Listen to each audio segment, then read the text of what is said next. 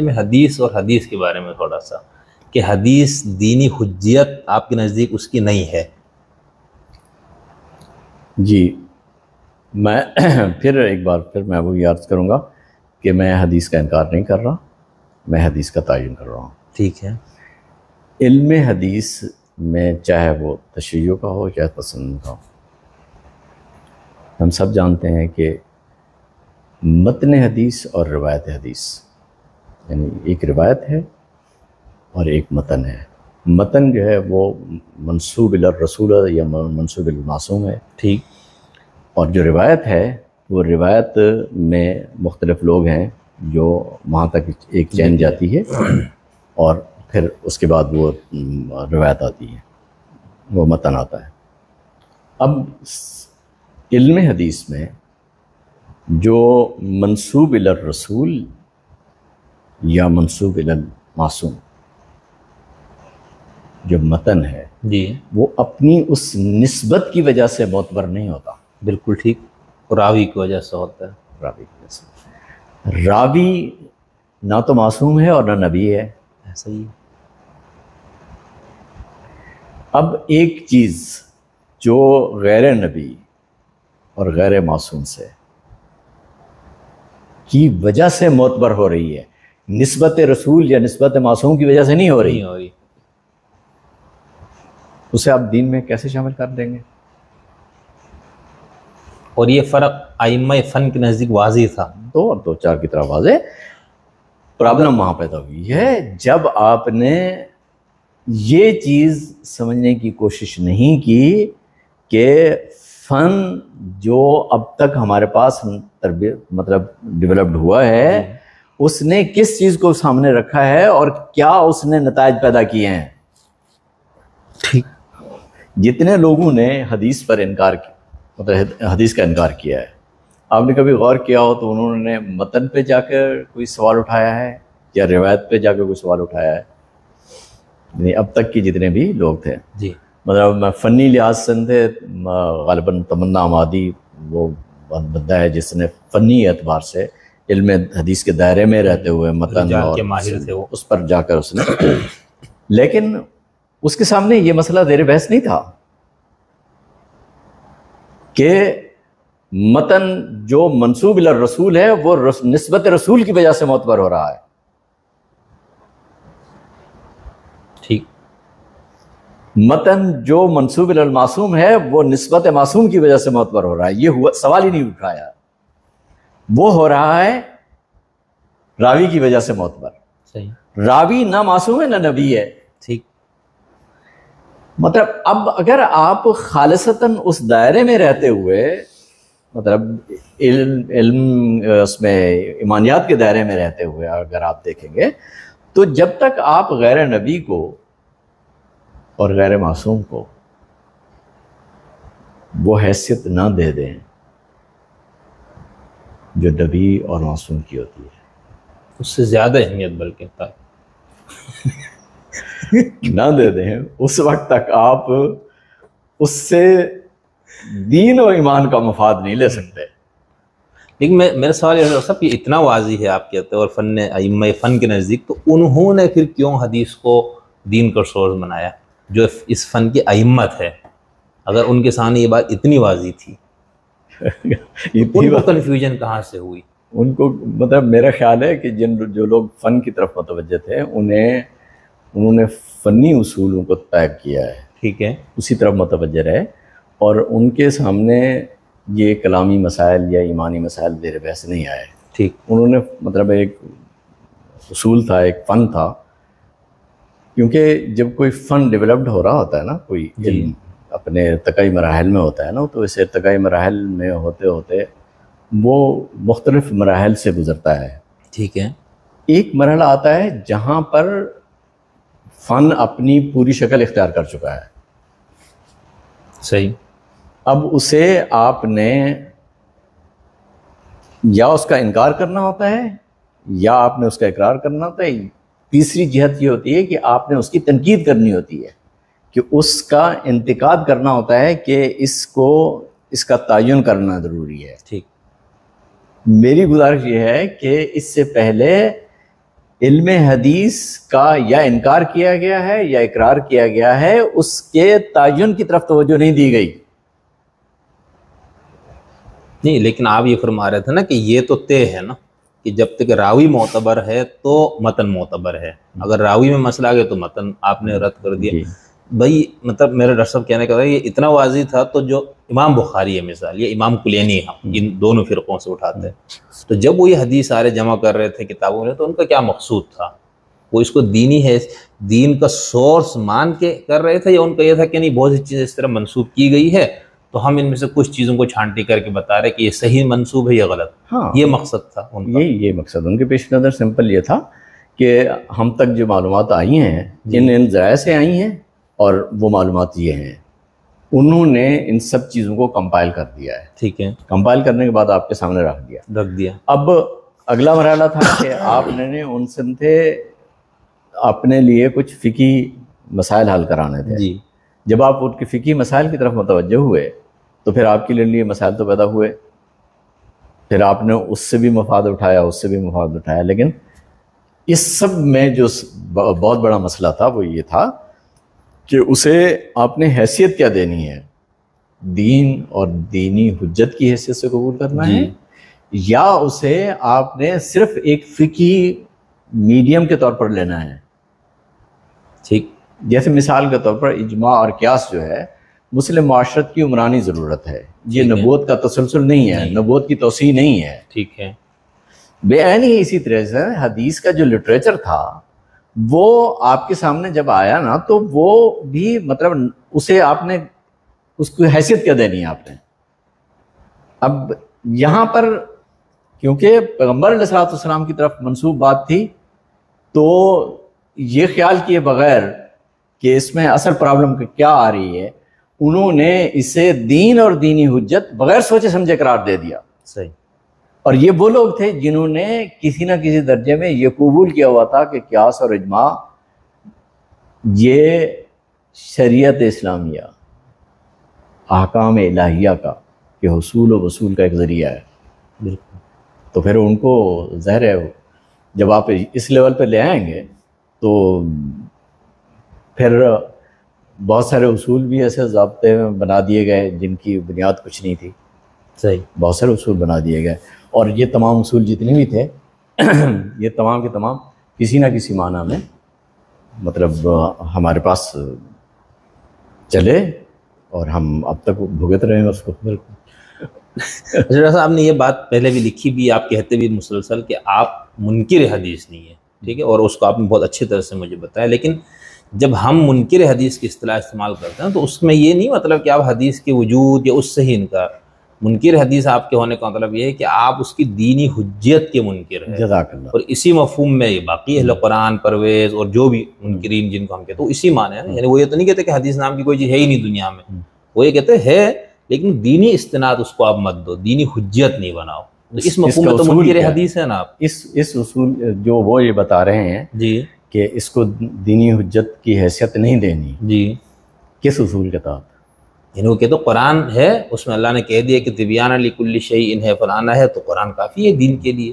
ان کا تو مقدمہ ہی ہے. میں یہی آپ کو عرض کر رہا ہوں کہ اگر آپ نے پھر آپ غور کر رہے ہیں کہ حدیث کے پر جو سوال میں نے اٹھایا ہے، ان تمام حضرات نے جنہوں نے حدیث کے وجود کا انکار نہیں کیا، حدیث کے دینی حجت ہونے کا انکار کیا، جی، اس کی اساس انہوں نے کیا بیان کی ہے؟ یعنی اس کی اساس جو میں نے پڑھا وہی ہے نا کہ یعنی قرآن حسبنا کتاب اللہ ہے. حسبنا نہیں، پرابلم میں نہیں کتاب اللہ، مجھے کتاب اللہ کے اس پر کافی ہونے پر کوئی مسئلہ نہیں ہے.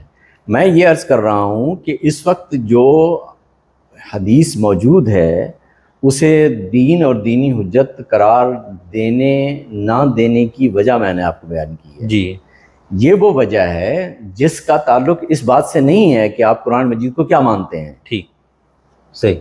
میں آپ کو اس فن کے دائرے میں رہتے ہوئے اس حدیث کی اس حیثیت کو متعین کر رہا ہوں جو ہمارے ہاں مسلم ہے. مسلم ہے، صحیح ہے. اس حساب سے تو بالکل واضح بات کلیئر ہے جو آپ بتا رہے ہیں نا، سمجھ میں آ رہی بات. جی ہاں. لیکن اس کے بعد پھر چلے وہ پھر میرا سوال پہلے ہو گیا ان کا. اب جیسے ڈاکٹر عبدالودود جو پرویز صاحب کے حلقے کا تھا شاید، اور مودودی صاحب، ان کے درمیان سنت کی آئینی حیثیت کے نام سے کتاب، تو اس میں یہ بحث ہوتی ہے نا، تو آپ مودودی صاحب یہ جتنے بھی حدیث کی حجت کے وہ اسی پہ کہ بھئی اتنے محدثین نے محنت کی، فلانا کیا، ایک ایک شخص پہ تحقیق کی، تو چونکہ یہ سارے رائے معتبر ہے تو متن معتبر ہے، تو اس پہ غالباً ان کا ایک اعتراض یہ تھا کہ بھئی جو بندہ حدیث گھڑے گا وہ پہلے معتبر لوگوں کی لسٹ اٹھائے گا نا، اب میں نے ایک حدیث گھڑنا ہے، اب میں یہ تو نہیں کہوں گا جس بندے کے کاذب ہونے پہ یا اس پہ ہے تو میں اس کو سند میں ڈالوں گا، میں حدیث گھڑ رہا ہوں اور اس کے لیے میں وہ چین اٹھاؤں گا یا ان لوگوں کا نام لوں گا جو معتبر ہے۔ تو اس کا میرا خیال پھر جواب نہیں تھا، نہیں تو ہوگا نا کہ آپ کی یعنی جو لوگ حدیث کی حجت کو مانتے ہیں ان کے معیار کے مطابق جی چونکہ راوی سارے معتبر ہیں اور صادق ہے اور عادل ہے فلاں فلاں تو ٹھیک ہے، اب ایک وہ گڑھنے والے نے اس چین کو اٹھا کر حضور کی طرف ایک بات منسوخ کی، تو یہاں پر مسئلہ وہ رہے گا نا کہ آپ نے بندے تو معتبر اٹھائے لیکن متن غیر معتبر ہے، جعلی ہے۔ سر میں بتاؤں، میں آپ کو کیا عرض کر رہا ہوں، میں یہ عرض کر رہا ہوں کہ معتبر ہونے سے کسی غیر نبی کو نبوت کے نبی کے ہم پلہ نہیں کھڑا کیا جا سکتا۔ یہاں یہ پرابلم آ رہی ہے کہ یہاں غیر نبی کو نبی کے پیرلل کھڑا کیا جا رہا ہے۔ نہیں بلکہ میں تو آپ کو کہہ رہا تھا اس میں تو آپ نے ایک اضافی مرتبہ دیا کہ نبی کی بات کو معتبر کرنے کے لیے آپ پہلے اس پہ مان لاؤ۔ یہ ایک مطلب بالکل بات ہی مختلف۔ اب ان لوگوں کے ہاں یہ مسئلہ زیر بحث نہیں ہے کہ نبی اور غیر نبی کا جو فرق ہے وہ اصل پرابلم ہے، ان کے ہاں معتبر ہونے کا مسئلہ ہے۔ معتبر ہونے سے کیا فرق پڑتا ہے؟ کسی کے معتبر ہو جانے سے نبوت میں شامل کر لیا جائے گا؟ نہیں، اگر جیسے مجھے یہ یقین ہے کہ یہ حضور نے فرمایا ہے کہ وعف اللحا قص شوارب، تو میرے لیے تو حضور کا فرمایا ہوا دین ہونا چاہیے نا، یہ ہونا چاہیے ضرور۔ تو اب آپ سوال یہ ہے کہ آپ تک یہ بات جو راویوں کے ذریعے پہنچی، رسول اللہ صلی اللہ علیہ وسلم، اب آپ نے اس کے قابل اعتبار ہونے کا مدار کس کو بنایا ہے؟ راویوں کو، سند کو، بس۔ تو یہ اصل مسئلہ، اب آپ جتنی بھی معتبر جتنا کچھ بھی بنا دیں گے راوی کو، غیر نبی کو جو جتنا بھی قابل اعتبار بنا لیں، اس قابل اعتبار بنانے کو میں کسی بھی لیول پر نگیٹ نہیں کروں گا، لیکن میں اس اعتبار کو اس لیول پہ لے جاؤں کہ اسے نبوت میں شامل کرنے کے، نبوت میں متصرف مان لوں، یہ نہیں ہو سکتا۔ بہت اچھا، ایسا بس وہ ہم علمی لحاظ سے وہ ہے نا، تو میں سمجھنے کے لیے آپ کو تھوڑی سی آپ کے لیے الجھن نہ ہو نا، یہ ہو جاتا نا، میں اس لیے تھوڑا سا وہ ہوتا ہوں کہ میں اس سوال کو تھوڑا دوسرے انداز سے، اب مجھے بات بالکل 2 اور 2 4 کی طرح واضح ہے، اب اس میں کوئی اور انشاءاللہ سننے والوں پر بھی ہوگا۔ بہت اچھا۔ اچھا، اب آپ اس کے مقابلے پہ سنت کی بات کرتے ہیں، ہم اپنے علم حدیث کے پورے اس لٹریچر میں محدثین کو دیکھتے ہیں، فن کے ماہرین، انہوں نے حدیث، سنت، پھر اس کی تعریف میں اختلاف، کسی نے کہا مترادف ہے فلانا، سب کچھ ایک وہ ملتا ہے۔ دوسرا یہ ملتا ہے کہ بھئی سنت یعنی عملی تواتر ہے، وہ دین ہے۔ تو آپ جو فرماتے ہیں کہ الامہ من حیث الامہ نقل الکافہ عن الکافہ، اور آپ یہ فرماتے ہیں کہ سنت جو ہے وہ قرآن کے بالکل برابر دین میں حجیت ہے اس کی، تو اس کی تھوڑی سی توضیح فرمائیے۔ ہاں، پہلی بات یہ ہے کہ سنت کے لفظ سے ایک غلط فہمی پیدا ہوتی ہے۔ سنت اور حدیث کو تقریباً مترادف المعنی، ہم معنی استعمال کیا جاتا ہے۔ مولانا مودودی نے بھی سنت کی آئینی حیثیت میں حدیث اور ایک ہی چیز کے ساتھ پڑھتا ہے۔ میں یہ عرض کر رہا ہوں کہ سنت اور حدیث ایک چیز نہیں ہے۔ ٹھیک ہے، ایک دوسری بات یہ ہے کہ سنت کا ایک معنی اور مفہوم وہ ہے جو فقہ میں استعمال ہوتا ہے۔ ٹھیک ہے، فقہ میں فرض، واجب، سنت، فرض، واجب اور سنت کا جو ایک فرق ہے وہ واضح ہے۔ مطلب سنت ایک درجہ ہے جو واجب سے نیچے اور مستحب سے اوپر ہے، اور اس سے اوپر واجب ہے، اس کے اوپر فرض۔ اب یہ ایک تقسیم ہے، یہاں سنت سے مراد وہ بھی نہیں ہے۔ ٹھیک، جب آپ کتاب و سنت کی ترتیب بولتے ہیں، کتاب و سنت کی ترکیب استعمال کرتے ہیں، تو کتاب اور سنت ان دونوں کا سورس ایک ہے۔ ٹھیک ہے، اچھا، اب یہ سنت ہے کیا؟ یہ سنت ہے جسے آپ مناسک دین کہتے ہیں۔ ٹھیک، مثال کے طور پر نماز کی ادائیگی کا ایک سٹرکچر ہے، اس میں پہلے آپ نے قیام کرنا ہے، پھر رکوع کرنا ہے، پھر 2 سجدے کرنے ہیں، 1 رکعت اس طرح سے پوری کرنی ہے، اور اسی طرح اگلی رکعت پوری ہونی ہے۔ اور اسی طریقے سے فجر کے 2 فرض ہیں، ظہر کے 4 فرض ہیں، مطلب ایک عمل ہے جو طے شدہ ہے۔ اس پورے عرصے میں ہم نے اس میں کسی طرح کی کوئی کمی بیشی نہیں کی، ٹھیک، ایک۔ اور قرآن مجید نے اس ہیئت کو بیان نہیں کیا ہوا پیغمبر علیہ الصلوۃ والسلام سے، جس طرح سے آپ کو قرآن مجید منتقل ہوا ہے بے عین ہی اسی طریقے سے جو مناسک دین ہیں وہ آپ کو منتقل ہوئے ہیں۔ اب آپ غور فرمائیں کہ مطلب ہم پوری 1400 سال کی تاریخ میں نماز جنازہ میں کسی نے آج تک رکوع سجدہ نہیں کیا، ٹھیک ہے، مطلب باوجود اس کے کہ شدید ترین اختلاف ہونے کے باوجود بھی بالکل یہ نہیں ہے، یہ نہیں ہوا کہ مطلب آپ اس میں رکوع سجدہ کریں آپ۔ اچھا، اسی طریقے سے بہت ساری چیزیں مطلب بہت سارے ایسے اعمال ہیں جن کے متعلق آہستہ آہستہ اگر آپ ان کو دیکھتے چلے جائیں گے تو آپ کو نظر آئے گا کہ پوری امت میں ان اعمال کو ہم صرف اور صرف اس لیے انجام دیتے ہیں کہ وہ اعمال میرے مسلمان ہونے کی علامت ہیں۔ ٹھیک، صحیح، میں ان اعمال سے اعراض کرنے کے بعد، مطلب ان اعمال سے میں اعراض کرنے لگوں تو میں اپنے مسلمان ہونے کے متعلق جتنا کچھ بھی یقین کر لوں خود کو کبھی مطمئن نہیں کر سکتا۔ ٹھیک، اچھا، حدیث اور سنت میں کیا فرق ہے؟ اب غور فرمائیں تو راوی کے لیے یہ ضروری ہے کہ وہ متبع سنت ہو، جی، تب وہ قابل اعتبار ہوتا ہے۔ ٹھیک ہے، ٹھیک ہے نا؟ بالکل ٹھیک، جب تک وہ متبع سنت نہیں ہے قابل اعتبار نہیں ہے وہ راوی۔ اور حدیث معتبر ہوتی ہے راوی کی وجہ سے، راوی معتبر ہوتا ہے سنت پر عمل کرنے کی وجہ سے۔ آپ کہتے ہیں حدیث اور سنت ایک چیز ہے، یعنی راوی کو اس قابل بنانے کی اہلیت پیدا کرنے والا فیکٹر سنت ہے کہ اسے ہم حدیث کا راوی قبول کرتے ہیں، اور اس راوی کی وجہ سے وہ متن حدیث قابل قبول ہوتا ہے۔ ٹھیک ہے، مطلب اب پورے ریورس آرڈر کو اگر آپ دیکھیں تو آپ کو پتہ چل جائے گا کہ یار سنت کوئی اور چیز ہے، وہ حدیث نہیں ہے۔ مطلب حدیث تو معتبر راوی کی وجہ سے ہو رہی ہے اور راوی معتبر ہو رہا ہے اتباع سنت کی وجہ سے۔ اگر اتباع سنت نہ کرتا ہو تو آپ اس کو کبھی قبول نہیں کریں گے۔ بالکل ٹھیک، تو اس لیے سنت اور حدیث کے درمیان جو فرق ہے میرے احساس یہ ہے، ونس اگین وہی فرقہ واریت نے ایک بار پھر یہاں بھی ڈنڈی ماری ہے، اس نے سنت اور حدیث کو ایک کر دیا ہے، حالانکہ ایک نہیں ہے۔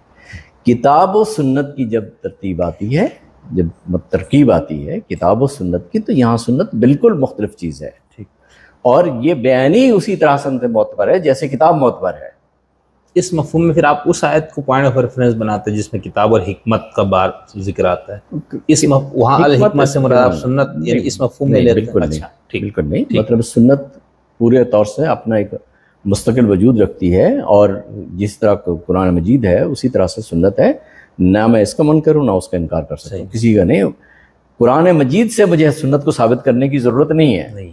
ہاں، یہ بات ضرور ہے کہ سنت نے جو کچھ بیان کیا ہے، سنت کے ذریعے سے جو کچھ مجھے ملا ہے وہ کتاب اللہ پر حکم بنے گا۔ یعنی اس نے کہا اقیم الصلاۃ، تو الصلاۃ کے لیے حکم کی حیثیت تو سنت کو ہے، سنت صحیح، میں آپ کو نہیں الاؤ کروں گا کہ آپ اپنی مرضی سے وہاں کوئی معنی پیدا کریں الصلاۃ کے، یہ نہیں ہوگا۔ صحیح، میری بات سمجھنا ہے؟ بالکل کہ سنت کے حکم ہونے کا السنت قاعدۃ علی الکتاب کا مطلب غلط لیا جاتا ہے کہ اس سے نہ تو یہ مراد ہے کہ الحدیث قاعدۃ علی الکتاب، یہ مطلب نہیں ہے۔ یہاں سمپل یہ مطلب ہے کہ سنت نے جو ہیئت عطا کی ہے کسی عمل کی، جس مطلب جو عمل اپنی ہیئت کے اعتبار سے سنت سے میسر ہے، وہی ہے وہاں پر اس سے سنت سے مراد، کتاب سے مراد۔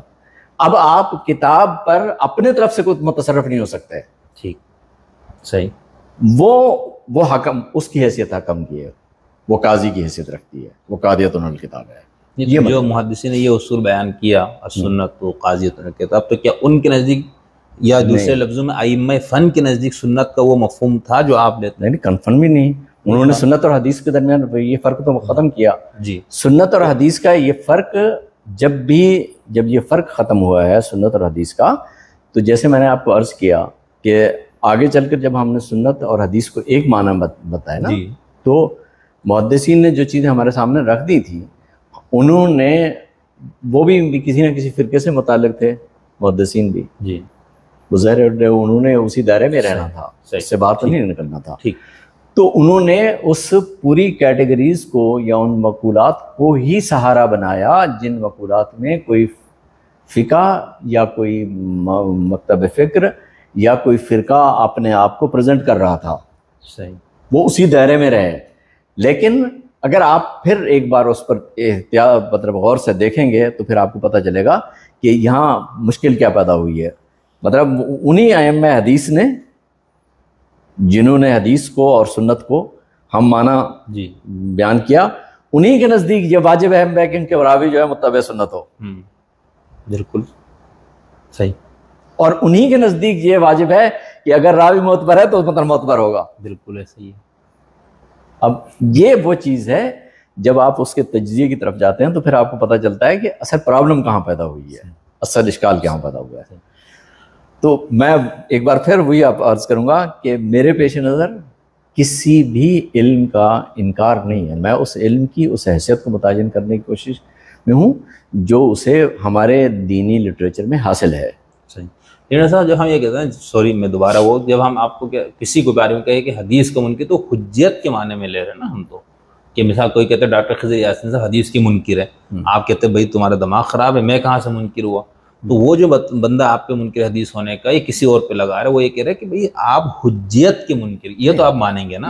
اس میں ایک لمحے کا کوئی تردد نہیں، میں آپ کو حجیت کے انکار کی ایک وجہ بیان کر رہا ہوں، آپ اس وجہ کا انکار کرتے ہیں، بالکل وہ بالکل کلیئر ہے، تو اس مفہوم میں منکر حدیث نہیں کہا جائے گا۔ یہی میں آپ کو عرض کر رہا ہوں، جو مجھے یہ کہتا ہے کہ آپ منکر حدیث ہیں، وہ اس بات کو قبول کر دے، اسے کہے، وہ بتا دے، تو میں ٹھیک ہے، میں ماننے کو تیار ہوں۔ صحیح صحیح۔ دیکھیں کالا رسول اللہ صلی اللہ علیہ وسلم کو کالا رسول اللہ صلی اللہ علیہ وسلم کی حیثیت دینا آسان معاملہ نہیں ہے۔ وہ صحیح ہے، گہرا، ہم نے جب شروع میں آپ سے چیز سنی تو ہم نے تھوڑا سرسری لیا، بعد میں سوچا یار یہ تو بہت، اس کے جو نتائج ہے واقعی ایسا ہی ہے۔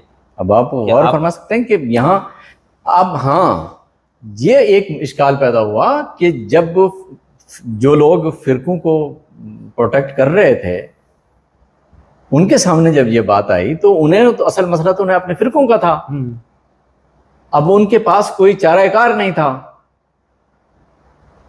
جب ختم نبوت کے ایشو پر میں نے بات کی کہ یار تم اس کے ذریعے ختم نبوت پر جا کر ہیڈ کر رہے ہو، تو جو لوگ پہلے ان کا منکر حدیث کر رہے ہیں رٹ لگا رہے تھے، ایک دم سے ڈاؤن ہوئے وہ یار یہ معاملہ تو کہیں اور بات ہی کہیں اور جا رہی ہے۔ بالکل، یہ آپ غیر نبی کو نبوت میں یار مؤثر مان رہے ہو، خدا کا خوف کرو یار، کیا فضول بات کر رہے ہو، پھر قادیانیوں کا کیا جرم ہے بھائی، ایسے پھر ان کو کیوں گناہ گار ٹھہرا رہے ہو؟ صاحب آپ نے ایک مثال دی، جیسے اقیم الصلاۃ آ گیا قرآن میں، تو آپ نے کہا اس کا ایک اسٹرکچر ہمیں سنت سے متعین، اور سنت کو مفہوم جو آپ نے لیا نقل الکافہ عن الکافہ یا تہذیبی روایت بھی کب لفظ آپ نے استعمال کیا اس کے لیے، ایسا ہی ہے۔ تو اب جہاں دوسری جگہ مثال اس میں آتے کہ فلا تصلی علی احد منہم مات ابدا، تو ہم بھی صلاۃ کا لفظ آ رہا ہے، تو وہاں یا اس کے علاوہ جیسے یصلون ان اللہ وملائکتہ یصلون علی النبی، تو ان سب کو کہاں سے طے کریں گے؟ یہ آپ کو عرض کر رہا ہوں کہ جو سیاق کلام میں جب کوئی لفظ استعمال ہو رہا ہوتا ہے نا، ٹھیک، اس بات کو بہت احتیاط کے ساتھ بہت پیش نظر رکھیں کہ لفظ کی معنوی جہت کے تعین میں سیاق کلام بہت بنیادی کردار ادا کرتا ہے۔ صحیح، بہت ٹھیک۔ فرض کریں لفظ کے 2 معنی ہیں یا 10 معنی ہیں، سیاق کلام کے اندر جب وہ استعمال ہوگا نا تو سیاق کلام خود ایک جبر پیدا کرتا ہے جو لفظ کی اس معنوی جہت کو طے کر دیتا ہے کہ لفظ اب ان معنی میں نہیں اس معنی میں استعمال ہو رہا ہے۔ صحیح۔ اس مطلب پھر جو ہم اصول تفسیر میں پڑھتے یا لوگ اس پہ زور دیتے کہ قرآن کو سمجھنے کے لیے تصریف آیات، وہ تو بیکار چیز نہیں ہو جاتی پھر بے مقصد؟ تصریف آیات میں اصل میں یہ زیادہ تر وہ لوگ ہیں جن لوگوں کا خیال ہے کہ پیدائش کو استثناء سے الگ ہونا چاہیے، اور کس کو؟ پیدائش کو استثناء سے الگ رکھو اور استثناء کو خروج سے الگ رکھو. صحیح. مطلب ان کو الگ الگ کر دو نا تو پھر ایک بات پوری سامنے آ جائے گی. انہیں یہ خیال نہیں آ رہا کہ ہدایت میں معتدی متصرف نہیں ہوتا یار. ٹھیک ہے. تم معتدی ہو. ہدایت کا ایک اصول ہے, ایک ہادی ہے ایک معتدی ہے, اور ہدایت دی جا رہی. آپ یا تو سیٹ بدل لو, ہادی بن جاؤ. ہادی بن جاؤ. جب آپ ہادی کی سیٹ پر آؤ گے تو پھر آپ کو حق پہنچتا ہے کہ آپ ہدایت میں تصرف کرو. لیکن اگر آپ ریسپٹیو اینڈ پہ بیٹھے ہوئے ہیں تو پھر آپ کو کہاں سے یہ حق پہنچتا ہے کہ آپ مطلب ہدایت کے اندر متصرف ہوں. بالکل ہدایت میں تصرف ممکن نہیں ہے. مطلب یہ تو وہ چیزیں ہیں جو مسلمات ہیں انسانی فکر کے. بالکل بہت بنیادی چیزیں. لیکن یہ کیوں اتنا واضح ہے یہ فرقے ان چکروں کی وجہ سے مجھے لگتا ہے کہ جو آپ بتا رہے ہیں بہت بڑا پرابلم ہے نا. یعنی مطلب میں نے جیسے آپ کو عرض کیا نا کہ جو مقصر ہے نا نبوت اور نبی اور نبوت کا, وہ صرف اور صرف فرقہ پرست ہے. وہ مطلب وہاں تک بات کو لے جائے گا. مطلب مثال کے طور پر میں آپ کو ایک بات بتاؤں. ابھی میرے ایک دوست ہیں, ابھی کل پرسوں کی بات ہے, انہوں نے ایک پوسٹ لگائی محمد بن مخدوم صاحب نے کہ پیغمبر علیہ السلام کے بعد آپ علیہ السلام کے ازواج مطہرات ہیں جو کسی دوسرے مرد سے نکاح نہیں کر سکتی. آپ صلی اللہ علیہ وسلم کے ازواج مطہرات کے علاوہ باقی کسی پر یہ پابندی نہیں ہے, حتیٰ کہ حضرت سیدہ فاطمہ پہ بھی نہیں ہے. ہمارے ایک شیعہ دوست ہیں جو حوزہ علمیہ قوم سے فارغ التحصیل ہے, انہوں نے مجھے لکھا کہ میرا تم سے تعلق ختم. تعلق ختم.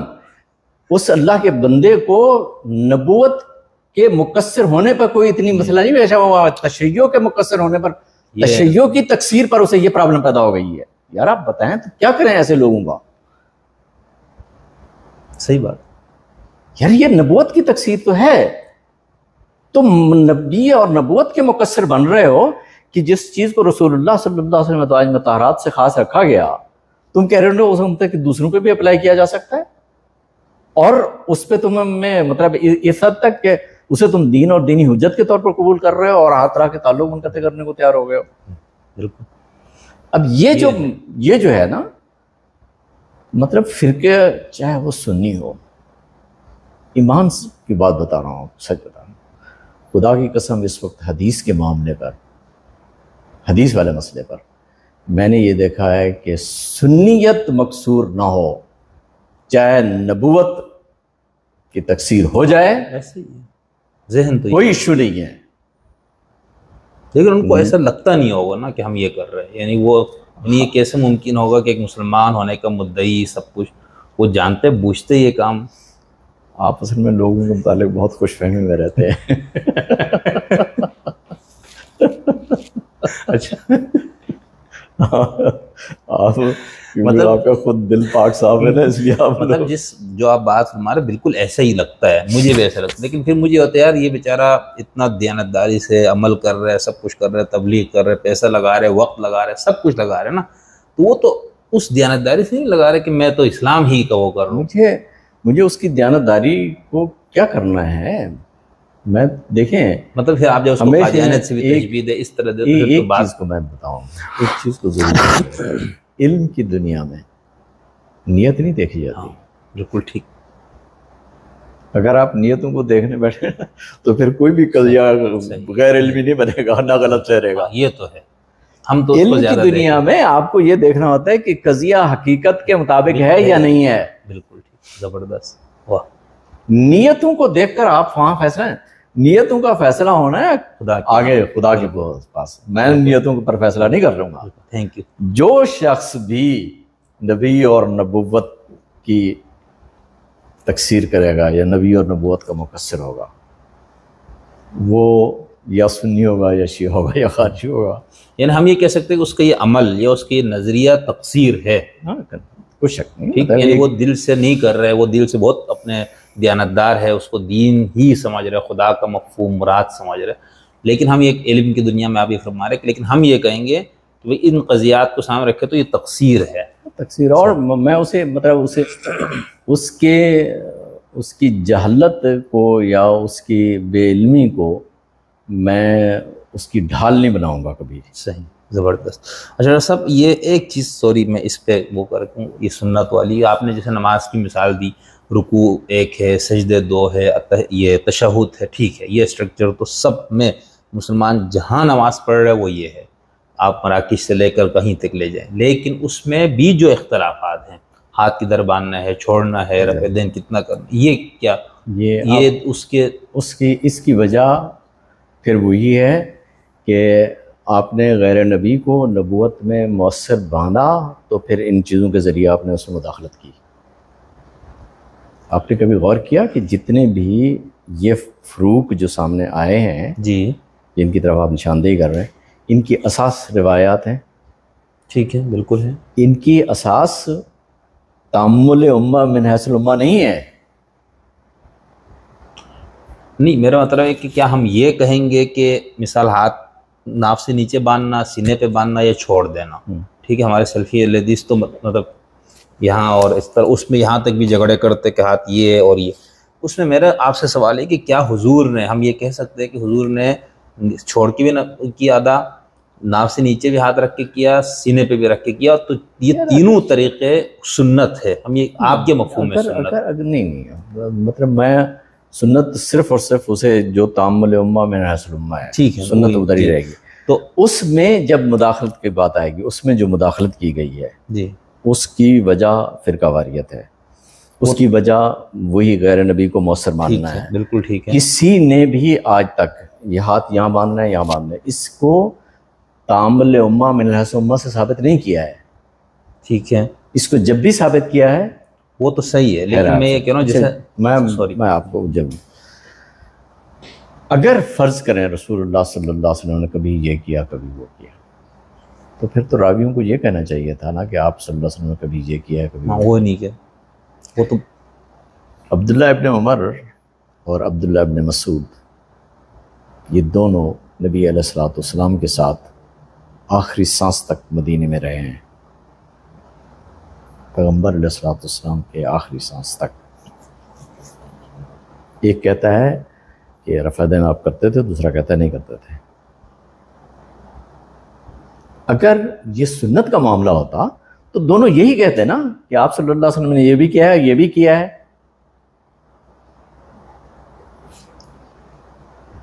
اب آپ نے پھر وہی میں آپ سے گزارش کروں گا کہ اب اگر آپ نے اس کے کاز کو ورک آؤٹ کرنا ہے کہ یہ ہوا کیا ہے,